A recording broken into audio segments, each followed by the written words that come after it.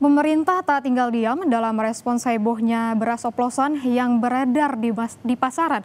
Menteri Koordinator Bidang Pangan Zulkifli Hasan bilang kejadian ini harus ditindak tegas. Hal itu disampaikan Zulkifli Hasan usai peluncuran beras SPHS di kantor pos Fatmawati, Jakarta Selatan, Jumat pagi. Zulhas menilai menjual beras dicampur dengan kualitas rendah dan dijual premium telah membohongi masyarakat. Zulhas akan menindak tegas kasus ini dan meminta Satgas Pangan berjalan terus untuk mengusut masalah ini. Soal oplos-oplos tentu harus ditindak tegas, ya. Tetapi juga kita akan coba menyelesaikan secara permanen. Kita membangun infrastruktur yang permanen, koperasi desa. Sehingga nanti kalau ada bantuan, ada SPHP, bisa masuk selain ke pos, bisa masuk ke Kopdes. Nanti Kopdes itu kan ada di tiap desa.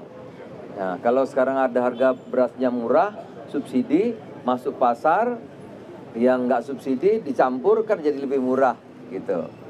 Kenapa? Karena kita tidak punya infrastruktur, ya.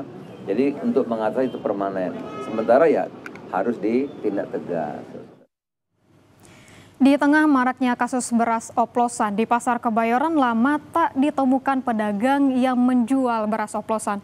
Namun harga beras masih stabil di angka Rp15.000 hingga Rp16.000 per kilogramnya untuk beras premium. Sedangkan harga beras medium di atas Rp13.000 per kilogram. Isu beras oplosan yang beredar di masyarakat tak memengaruhi penjualan beras di Pasar Kebayoran Lama.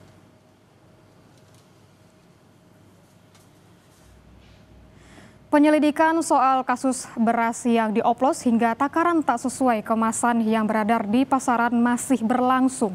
Kapolri Jenderal Listio Sigit Prabowo bilang Polri akan memeriksa 25 produsen yang distributor yang diduga mengoplos beras premium. Pemeriksaan dilakukan dengan koordinasi bersama Kementerian Pertanian.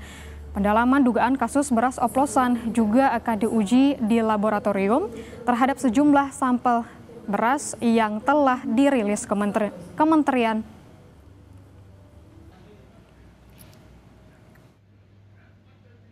Sampai dengan hari ini rencana kita akan melakukan pemeriksaan terhadap 25 distributor ataupun produsen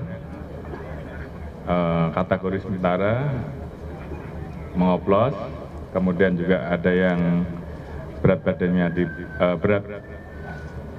di bawah ketentuan, tidak sesuai dengan yang ada di dalam list di kemasan, dan juga kita bekerja sama dengan Kementan untuk melakukan pengecekan lab terhadap mereka.